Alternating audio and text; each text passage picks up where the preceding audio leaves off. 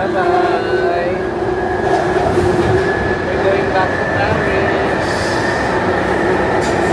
Bye, Jade.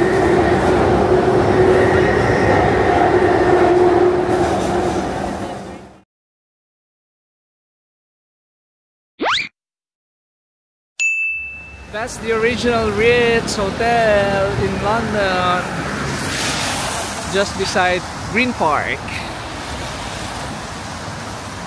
Good morning. So it's December 31 here in London. It's our third day. But actually, pabalik na kami ng Paris mamayang 4:30 AM. Tapos, hindi pa kami nakakapuntang Buckingham Palace. So, syempre, hindi pwedeng makaalis kami ng London nang hindi nakikita ang Buckingham. Yes. So naisip namin, kasi from hotel to Buckingham, 1 hour. Wala pa kabi eh. Diba? Wala pa 1 hour. Mga 45 minutes to 1 hour. Tapos, inisip namin kung alis kami ng early in the morning, so 45 to 1 hour papuntang Buckingham. Tapos picture, tapos babalik na naman ang hotel for another 45 to 1 hour. Tapos babalik na naman sa train station ng another 45 to 1 hour. So parang pabalik-balik. So naisip namin na dali na lang yung luggages namin. So umalis kami ng hotel ng 10:30. Nandito na kami sa Green Park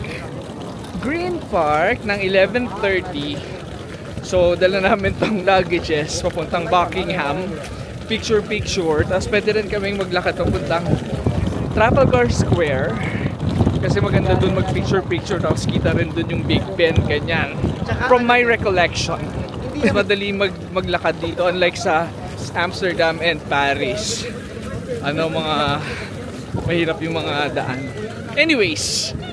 So yun, since 4:30 pa yung train namin going back to Paris, pwede pa kami mag-ikot dito sa Buckingham, sa Trafalgar, sa Leicester Square. Nakapunta na tayo dun nung first night.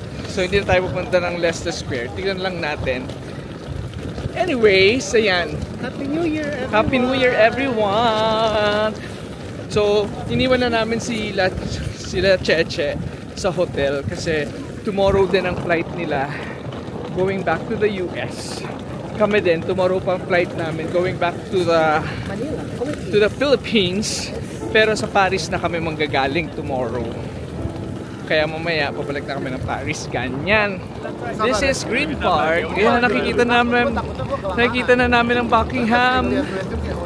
Ayan yung Buckingham Palace. Punta tayo doon. Picture.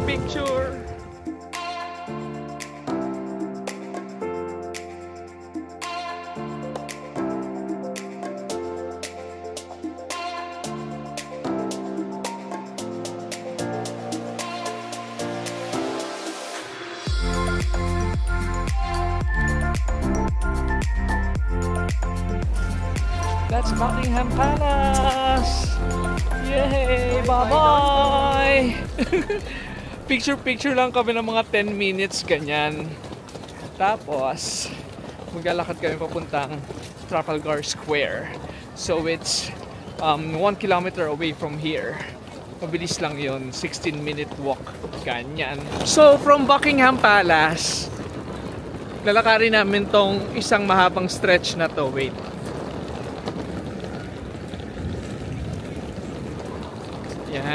Yan ang tinatawag na The Mall. So, dito sa left side namin, that's the Green Park, kung saan kami nanggaling kanina na train station. Yung nasa right namin is St. James Park. Yan. So again, maglalakad lang kami going to Trafalgar Square. About 1 kilometer from Buckingham Palace. Yes. Tapos, that's 15-minute walk. Alam mo, may option dito or dito na lang na. Okay. Kasi galing pareho lang. Okay. Pero kasi dito sa The Mall, actually wala. Wala. Okay. Doon sa kabila, doon yung Pall Mall. Yung Pall Mall na parallel dito, doon medyo okay. Pero okay lang. Ganun din naman. Bye-bye. Yan ang turista. May dalang luggage habang nag-iikot. Ayun. Hoy. Anong ginagawa mo dito sa London? Today's coffee? Gag. Okay, bye-bye.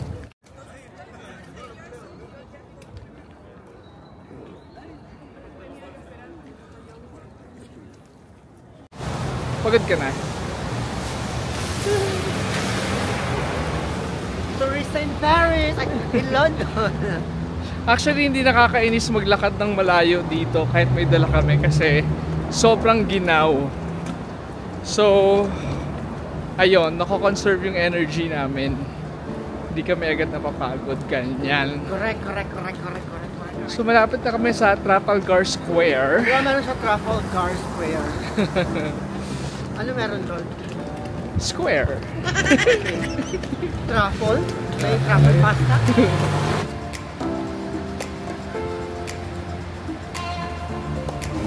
OMG, andito na kami sa Trafalgar Square. So, 25 years ago, dito ako nagre-relax sa gabi, ganyan.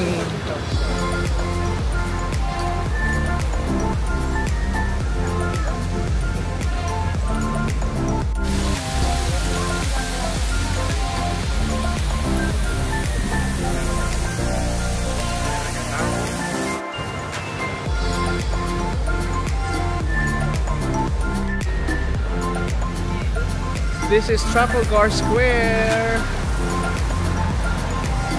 So dati naalala ko, from Trafalgar Square, kita dapat ang Big Ben. But it looks like, siguro may natagdag na building somewhere here.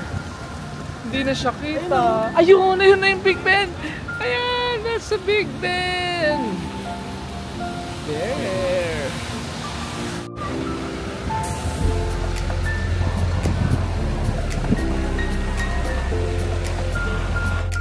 Okay, so tapos na kami mag-pictorial sa Trafalgar.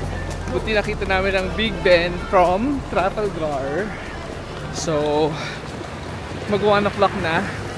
So, punta na kami sa King's Cross Station because nandun yung St. Pancras na train namin going to Paris. Okay ko. 4:30 pa naman yung train namin to Paris pero better nang maaga kami dun kesa nag-rush kami. Ganyan. Bye-bye.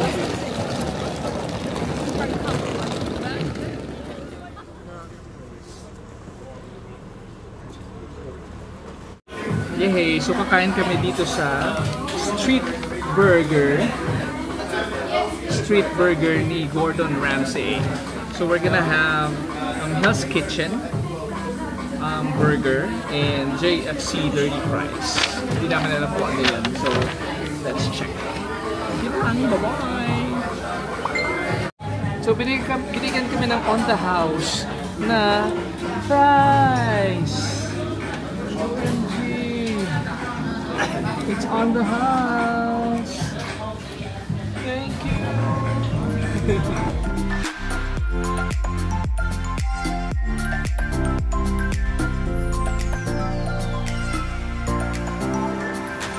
Katapos na namin kumain sa street burger ni Gordon Ramsay. So, actually wala kaming bala kumain. Naiihi lang si Arnold. Pero, ang maganda doon, binigyan kami ng on the house na fries. So, nung una sabi on the house, pero yung isang waitress, ang sabi sa atin, it was a mistake. Right? So, hindi ko alam kung nagkamali sila tapos ginawang on the house or on the house talaga siya na hindi alam ng babae na binigyan tayo. Kasi tatlo yung servers natin eh. Tatlo yung servers. Anyways, so yon, naka 33 pounds kami. Just for a burger and fries and Coke. Yun lang. Mahal siya. So, papunta na kami sa Leicester Square station para sumakay sa Piccadilly line papuntang King's Cross. Doon yata eh. Meron dito pero dapat doon yata. Tawid tayo. Tawid kami. Dito kami sa Leicester Square. Nandito kami nung first night. So dito kami kumain ng Jollibee.